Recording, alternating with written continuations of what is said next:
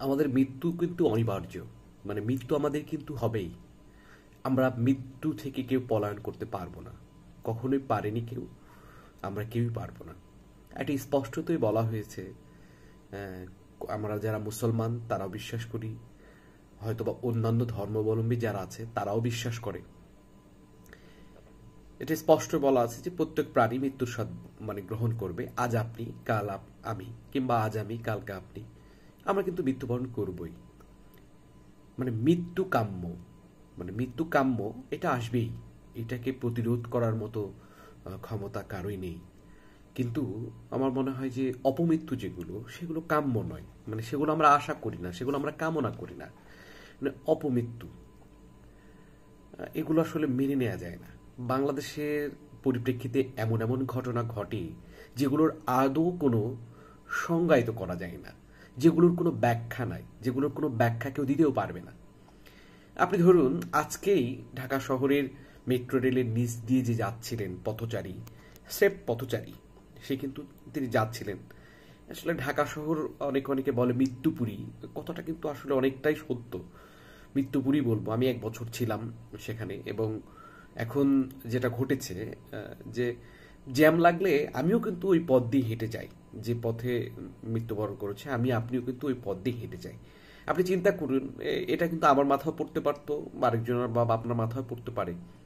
যে কোনো সময় আমাদের মৃত্যু হতে পারে।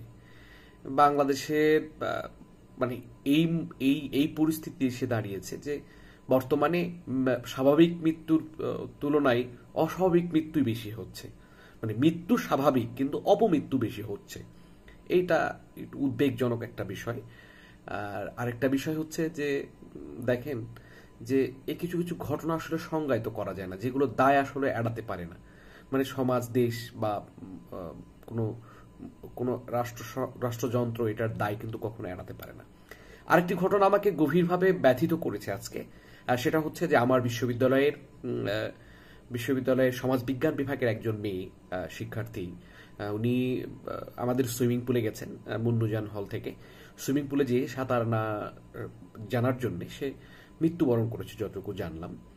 আপনি দেখেন যে যেখানে কিন্তু মানে প্রশিক্ষক থাকে, বা বা হচ্ছে সেখানে লাইফ জ্যাকেট ছাড়া নামতে দেয়া যায় না, হ্যাঁ, এরকম কিন্তু সচেতনতা অবলম্বন করে দেখি। দায়িত্বপ্রাপ্ত তো অবশ্যই কেউ না কেউ আছে। এখানেও কিন্তু তারা কিন্তু একটু মানে কি বলবো, যে এটাকে মানে দায় এড়ানোর যে একটা কৌশল, সেটা কিন্তু অবলম্বন করছে যতটুকু জানলাম ছোট ভাইদের মাধ্যমে, বা যাই হোক। তো এখন এই বিষয়গুলো আসলে সংজ্ঞায়িত করা যায় না, কোনো ব্যাখ্যা নাই। এখন এইটা তো আসলে যে যাচ্ছে সে নিজেও জানে না যে তার মাথায় এটা পড়বে। হ্যাঁ, আমি মাঝে মাঝে ভাবি যে একজন, মনে করুন বাংলাদেশে এরকম একজন যাচ্ছেন, সে তার মাথায় এটা পড়ে মৃত্যুবরণ করলো। আপনি ধরুন ট্রেনে যাচ্ছেন, আমি যাচ্ছি ট্রেনে, কি অপরাধ আমাদের? কোনো অপরাধ আছে? কোনো অপরাধ নাই, কোনো সংজ্ঞা নাই, কোনো ব্যাখ্যা নাই, কিছুই নাই। একজন পাথর পাথর মারলো, পাথর মেরে একজনের চোখ কানা করে দিল। এগুলো আসলে আমি যে বার্তাটা দিতে চাচ্ছি এই ভিডিওর মাধ্যমে, আমাদের যে কোনো ঘটনা ঘটার পরেই কিন্তু সরকার, সচেতন মহল, সমাজ এবং সংশ্লিষ্ট সংস্থাগুলো কি হয়ে নড়ে চড়ে বসে। আবার দেখবেন শোক মুছে যাবে কয়েকদিন পরে, আবার এটা ম্লান হয়ে যাবে। মানে এটার কোনো পদক্ষেপ, এটার আবেদন, সবকিছু আবার হারিয়ে যাবে, আগের মতো হয়ে যাবে। আপনি ধরুন গত বছর বঙ্গবাজারে আগুন লাগলো, এরপরে বিভিন্ন মার্কেট টার্কেটে ধরেন আপনার সচেতনতা বাড়লো, হ্যাঁ, এরপরে আর সেটা নাই। হ্যাঁ, আপনি দেখবেন বিমানে দুর্ঘটনা হলো মাইলস্টোনে, হ্যাঁ, আপনি কি মনে করছেন যে আর বিমান নাই? মানে ত্রুটিযুক্ত কোনো বিমান নাই? এখনো অনেক ত্রুটিযুক্ত বিমান আছে, হ্যাঁ, কিন্তু দেখবেন ওইটার আবেদন হারায় গেছে। ওইটা মানে ভালো পরিবেশ থাকতে, ভালো পরিস্থিতি থাকতে আসলে কেউই আমরা উদ্যোগ গ্রহণ করি না। মানে আমরা যখন দেখবেন একটা কিছু হয়, তারপরে কিন্তু আমরা প্রতিবাদ, সচেতনতা আর যাই বলেন না কেন সবকিছু করি। তো আমার মনে হয় যে যে কোনো ঘটনার আগে থেকে কিন্তু প্রি প্ল্যান্ড ভাবেই আমাদের সচেতনতা দরকার। প্রত্যেকটা সেক্টরেই কিন্তু এই নিয়ম কানুনগুলো বলবৎ করার মানে প্রয়োজন মনে করি। তো এটাই বলার ছিল আজকে। আজকে আসলে খুবই মানে ব্যথিত, বা মানে ভারাক্রান্ত একটা মন আমার।